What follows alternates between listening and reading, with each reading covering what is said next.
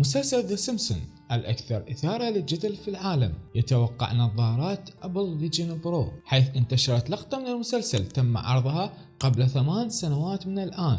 هذه الحلقة تنبأت بنظارات أبل، فما هي القصة بالتحديد؟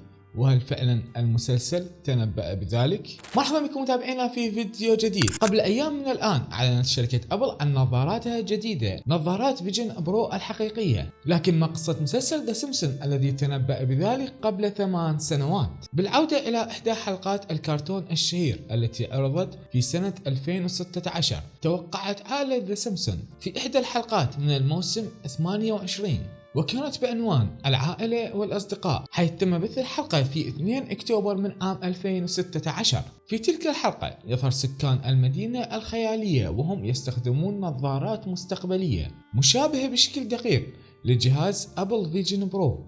والنظارات في المسلسل تظهر الصور والمعلومات بدقة كبيرة أمام أعينهم، ويقوم السكان بشراء النظارات ويرتدونها في الشوارع والحدائق والأماكن العامة وحتى المنازل لتسبب فوضى في المدينة ومن يمشي في الشارع، أما أن يصطدم بعمود الإنارة، ومنهم من يسقط في بالوعة المياه، ومنهم من يتخيل أنه يشرب عصير أو يأكل في حين أنه لا يمسك بيديه أي شيء أساساً.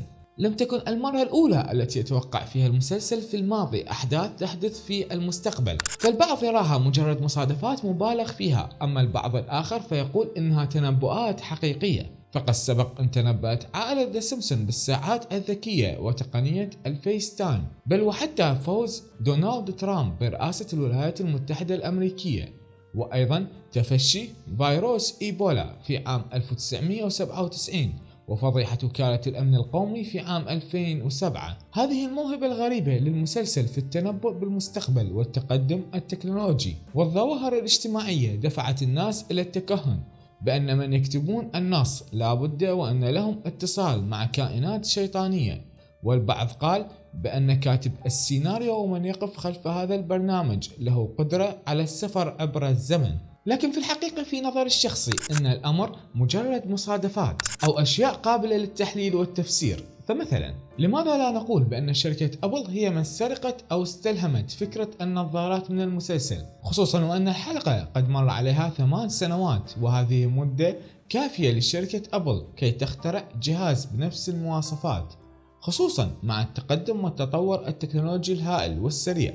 مع العلم أن شركة أبل ليست هي الشركة الأولى التي اخترعت هذه النظارات، فقد سبقتها شركة جوجل بنظاراتها جوجل جلاس، وإن كانت مختلفة في الشكل والميزات والتكنولوجيا، لكن بالحقيقة تم صنعها أولا وقبل فترة من طرح أبل هذه النظارات. أخبرنا في التعليقات ما رأيكم بالفيديو، وما رأيكم في التنبؤات الحقيقية والتي تحدث والتي قد تحدث في المستقبل من هذا المسلسل. وإذا كان لديكم رأي مختلف اكتبوا لنا في التعليقات ليتم الإجابة عنه.